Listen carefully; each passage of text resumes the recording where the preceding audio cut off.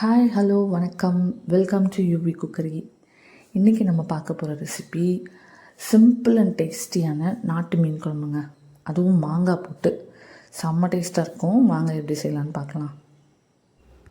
இப்போது ஒரு பாத்திரத்தில் பெரிய லெமன் சைஸ் புளி எடுத்து கரைச்சி எடுத்துக்கோங்க. அது கூடவே 4 டேபிள் ஸ்பூன் குழம்பு மிளகாய்த்தூள் சேர்த்துக்கோங்க.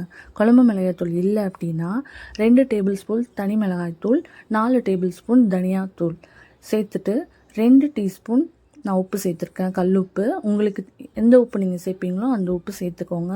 இப்போ கடைசியாக உப்பு புளி காரம்லாம் எப்படி இருக்குது அப்படின்னு சரி பார்த்து கரைச்சி எடுத்துக்கோங்க. மீன் குழம்புனாலே மண் சட்டியில் செஞ்சால் தாங்க சூப்பராக இருக்கும். ஒரு மண் சட்டி எடுத்துக்கோங்க.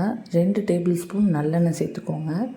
சேர்த்துட்டு அது கூட கடுகு 1 டீஸ்பூன், வெந்தயம் 1 டீஸ்பூன் சேர்த்து நல்லா பொரிய விட்டுருங்க. கூடவே கொஞ்சோண்டு கருவேப்பிலை சேர்த்துக்கோங்க. இது கூட ஒரு 100லேருந்து 150 கிராம் சின்ன வெங்காயம் உரித்து வச்சுருக்கேன், அதை சேர்த்து நான் ஒரு வதக்கிக்கோங்க. அது கூடவே ஒரு மீடியம் சைஸ் பெரிய வெங்காயம் எடுத்து நறுக்கி சேர்த்துக்கோங்க. கூட ஒரு 5 பல் பூண்டை நான் இடித்து போட்டிருக்கேன். போட்டுட்டு 2 மீடியம் சைஸ் தக்காளியை நறுக்கி அது கூட சேர்த்துக்கோங்க. சேர்த்துட்டு எல்லாம் நல்லா சுருண்டு வர அளவுக்கு வதக்கிக்கோங்க.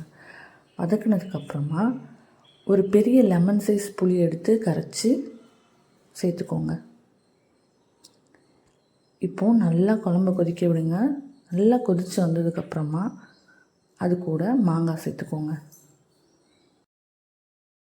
இப்போது மாங்காய் 50% வேகிற வரைக்கும் வெயிட் பண்ணுங்கள். வெந்ததுக்கப்புறமா நம்ம கழுவி எடுத்து வச்சுருக்க நாட்டு மீன், நான் கெண்டை மீன் எடுத்திருக்கேன், ஒரு 5 பீஸு. அதை போட்டுட்டு சிம்மில் வச்சு நல்லா ஒரு கொதி விட்டிங்கன்னா சீக்கிரமாகவே வெந்துடும். அவ்வளோதாங்க, நம்மளோட நாட்டு மீன் குழம்பு செம்ம சிம்பிளாக செம்ம டேஸ்டியாக ரெடி ஆகிடுச்சு. நீங்களும் வீட்டில் ட்ரை பண்ணி பாருங்கள். ட்ரை பண்ணி பார்த்துட்டு உங்கள் ஃபீட்பேக்கை ஷேர் பண்ணுங்கள்.